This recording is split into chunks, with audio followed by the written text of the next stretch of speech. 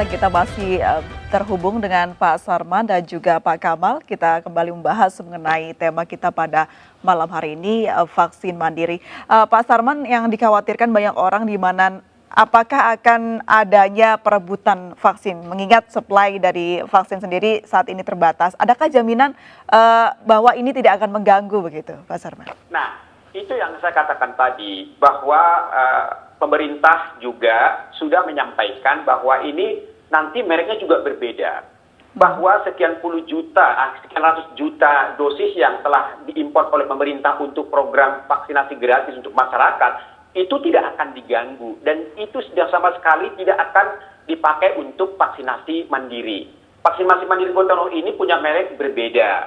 Ya, itulah yang menjadi salah satu indikatornya. Yang kedua, bahwa ini langsung dibiayai oleh masing-masing pengusaha untuk karyawannya bagi yang memiliki kepastian. Dan itu diatur langsung oleh pemerintah. Sehingga kami bisa sampaikan, memastikan bahwa ini sama sekali tidak akan mengganggu daripada program pemerintah dan tidak akan terjadi suatu tarik-menarik. Berarti nantinya karena pemerintah akan melaksanakan ini juga ketika ketersediaan vaksin itu, khususnya yang diperuntukkan untuk mandiri itu, sudah tersedia. Gitu loh. Berarti ketika karyawan yang sudah divaksin tidak lagi mengikuti program pemerintah, begitu ya? Atau boleh memilih? Betul sekali. Atau boleh memilih, mengingat ini vaksinnya berbeda jenisnya? Ya, kalau sudah dimasuk vaksin mandiri, berarti dia akan mengikuti program vaksin mandiri, gitu loh. Tidak lagi ikut program pemerintah lagi dong. Baik. Itu udah otomatis gitu loh. Baik. Terima kasih Pak Sarman sudah bergabung dan berbagi informasi bersama kami. Salam sehat selalu Pak Sarman. Salam sehat dan semangat selalu. Terima kasih. Baik, kita kembali berbincang bersama Pak Kamal. Pak Kamal mendengar tadi pernyataan dari Pak Sarman tidak akan mengganggu. Dan juga bagi masyarakat yang menjadi karyawan suatu perusahaan yang sudah memiliki program vaksin mandiri, tidak perlu lagi mengikuti vaksin pemerintah. Meskipun berbeda ya vaksinnya. Iya, Mbak April. Ya. Sekarang gini, mungkin bisa saja dikatakan bahwa tidak akan mengganggu. Tetapi yang pertama, yang saya ingin tanyakan adalah kalau memang pihak swasta ingin memberikan sesuatu, memberi bantuan, selama ini kan kita ada CSR, Corporate Social Responsibility, yang dilakukan oleh swasta ke pemerintah. Itu banyak itu contohnya di kesehatan. Buku kesehatan ibu dan anak, banyak buku imunisasi, pengadaannya itu juga dari swasta. Kemudian ya istilah-istilah itu public private partnership sebetulnya sudah terbangun. Artinya memang swasta itu sudah memberi kontribusi. Nah, yang saya tanyakan, yang saya sudah habis pikir adalah kenapa memasuki ranah ini? Ini yang menjadi banyak penolakan oleh teman-teman, bahwa kenapa misalnya pihak swasta harus memasuki itu? Oleh karena tidak sesederhana itu. Kita bicara tentang data yang tidak terisolir dengan baik ya. Dan kita punya pengalaman panjang lah soal data. Soal data BPJS, data. Nah, sekarang kalau mau dipetakan mana keluarga karyawan, itu tidak sederhana di lapangan, sulit. Saya khawatir justru akan menjadi pekerjaan baru di tengah kesulitan kita, di tengah energi kita yang terkuras dalam 1 tahun ini. Meskipun judul dari vaksin mandiri ini adalah membantu pemerintah untuk mempercepat vaksin di Indonesia. Saya sepakat soal percepatan, karena walaupun saya secara pribadi selalu mengatakan bahwa itu bukan satu-satunya game changer, tapi vaksinasi adalah salah satu hal yang penting. Kita harus kejar itu. Itu saya sepakat. Tetapi cara membantu tidak harus membuat sesuatunya menjadi lebih sulit, Mbak April. Itu yang kan ada banyak cara. Cold chain, rantai pendingin. Kita lihat wilayahnya mana yang tidak ada, mana yang sulit. Distribusi tempat-tempat dengan kapal bisa tuh di daerah Maluku Utara, di daerah Alor bisa tuh swasta berkontribusi di situ. Ada banyak cara. Banyak cara. Kita juga penasaran ya update terkini seperti apa pendistribusian vaksin program pemerintah. Saat ini kita sudah terhubung dengan Dr. Siti Nadia Tarmizi, juru bicara vaksinasi COVID-19 Kementerian Kesehatan. Selamat malam, Dr. Nadia.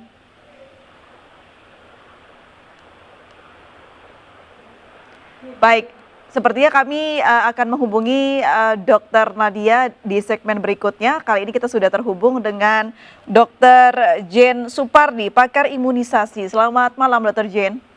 Selamat malam. Ya. Baik, Dr. Jane, terima kasih sudah bergabung bersama kami. Dr. Jane, boleh ada tanggapannya mengenai vaksin mandiri yang akan dicanangkan atau akan direncanakan oleh pemerintah membantu perusahaan-perusahaan swasta? Ya, kerjasama antara pemerintah dengan swasta itu bukan hal yang baru ya. Sejak dahulu itu imunisasi selain diberikan gratis oleh pemerintah, itu juga ada vaksin yang bisa diperoleh di swasta. Jadi swasta itu membeli sendiri. Jadi bisa dibeli di pasaran. Ada ya. Nah, untuk vaksin COVID ini kita belum lihat, kita belum melihat vaksin apa yang ada di pasaran, belum ada kelihatan. Baik, kalau mendengar adanya vaksin baru beda merek yang akan diperjualbelikan di vaksin mandiri ini, tanggapan Anda seperti apa? Apakah akan ada kecemburuan sosial karena ada vaksin lain gitu yang berbeda merek? Saya kira tidak. Ini pasti akan diatur. Pemerintah akan mengatur supaya tidak ada kacau. Jadi kalau vaksin swasta yang biasanya itu bebas ya, ibu-ibu misalnya bisa memilih jenis vaksinnya. Ada beberapa pilihan. Nanti untuk anaknya pilih yang mana. Nanti ada pilihan vaksin yang ini harganya sekian, vaksinnya ini harganya berbeda ya. Nah, ini untuk vaksin COVID, kita tahu jumlah tersedia di dunia saja jumlahnya tidak banyak. Jadi untuk masuk ke Indonesia pun tidak mungkin bisa banyak. Oke. Ya. Terbatas jadi ya, Dok, kemungkinan tidak akan ada pilihan dan itu pasti akan didaftar. Jadi yang memasok ini nanti biasanya adalah untuk kalangan tertentu. Baik, Dr. Jane, tadi kita sudah berbincang bersama Pak Sarman, Wakil Ketua Dewan Pertimbangan Kadin, yang menyebutkan kalau ini perbincangannya atau perjanjiannya dengan Kementerian Kesehatan akan ada perbedaan vaksin, merek vaksin begitu. Nah, apakah perbedaan merek vaksin dan harganya ini mempengaruhi kualitas dari vaksin itu, Dok? Tidak ada. Jadi semua vaksin-vaksin yang beredar di dunia ini nanti semua akan dikaji oleh WHO. Jadi tidak sembarangan ya, tidak seperti kita jual obat sembarangan, tidak. Semuanya tercatat. Jadi tidak ada yang liar, itu tidak ada. Ya. Tapi seluruh vaksin yang ada di dunia ini mempunyai hasil uji klinis yang berbeda ya, Dok ya? Udah pasti ya berbeda, tapi aturannya sama. Aturannya dari WHO itu sama. Harus memenuhi syarat itu sama. Baik, berarti kalau uji klinis berbeda, tingkat mungkin bisa menekan resiko penularan COVID-19 masing-masing vaksin juga berbeda ya, Dok ya? Kemungkinan iya. Baik. Kalau ini jelas ada perbedaannya, pasti ada menimbulkan pertanyaan di masyarakat. Saya ingin yang ini, ingin yang itu. Apakah hal ini tidak menimbulkan tumpang tindih, Dok? Nanti kalau misalnya ada dua vaksin yang beredar, gitu, dua merek yang beredar di Indonesia. Saya menduga tidak akan sekacau itu, karena vaksin yang masuk itu sulit sekali. Vaksin yang diadakan oleh pemerintah itu pun jumlahnya sangat terbatas. Jadi jumlah sasaran yang boleh disuntik dibandingkan dengan vaksin yang ada, bedanya jauh sekali.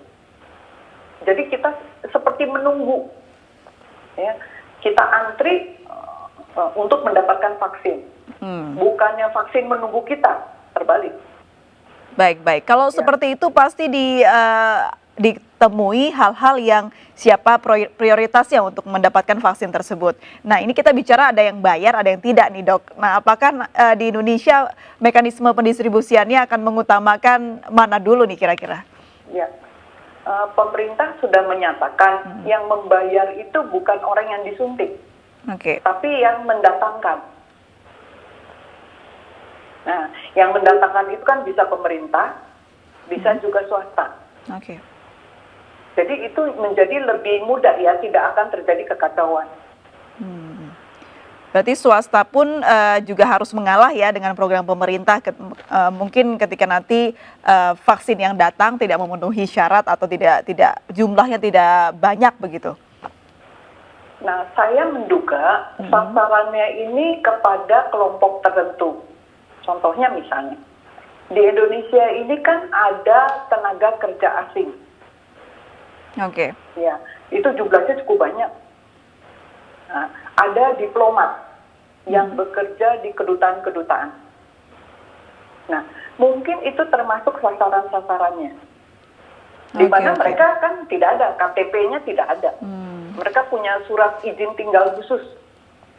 Baik. Itu menyasar para pekerja itu begitu ya Dr. Jin ya. Betul. Tapi tadi juga data yang disebutkan oleh Pak Sarman ada 8.600 perusahaan yang sudah meminta vaksin begitu dan memesan vaksin. Ya. Nah ini juga menjadi catatan tersendiri. Saya kembali ke Pak Kamal. Pak Kamal, seperti apa tanggapan Anda? Ya, tadi sama yang disampaikan ya Mbak April, bahwa sebetulnya kita punya pengalaman yang panjang bekerja dengan swasta. Cuma yang menjadi pertanyaan itu, kami memandang bahwa justru ini akan memperumit situasi di lapangan. Kita udah 1 tahun, artinya nanti akan ada energi yang harus kita keluarkan untuk mengurus kisruh di lapangan, kesulitan, tidak usah itu, kesulitan kita untuk memetakan saja sekarang ini bukan hal yang sederhana. Kalau dikatakan misalnya prioritas ya pekerja, tapi kan keluarga dari karyawan ini dia ada di komunitas, sementara karyawan ada di tempat kerja. Nah, ini data yang di komunitas ini akan berpotensi untuk sama dengan data pemerintah. Nah, ini juga harus bagaimana ya? Saya membayangkannya untuk bisa dipisah serapi mungkin, kayak memisah. Dikhawatirkan adanya tumpang tindih data begitu ya Pak Kamal ya? Betul, tumpang tindih data dan ada potensi ada yang hilang.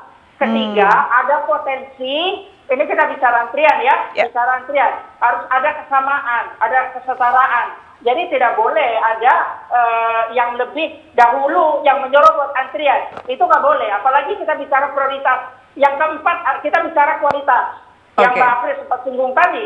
Jangan sampai yang satu efektivitas lebih baik dibanding dengan yang lain. Nah ini yang menurut kami harus diperjelas dulu sebelum dilakukan. Baik. Kalau tadi kita bicarakan bahwa tidak akan adanya perebutan vaksin karena sudah diatur sedemikian rupa oleh pemerintah yang dikatakan Dr. Jen tadi. Nah lalu seperti apa cara yang baik agar pendistribusiannya ke masyarakat bisa didapatkan tepat sasaran dan tidak tumpang tindih data? Kita akan bahas itu pemirsa, tetap bersama kami di Indonesia Bicara.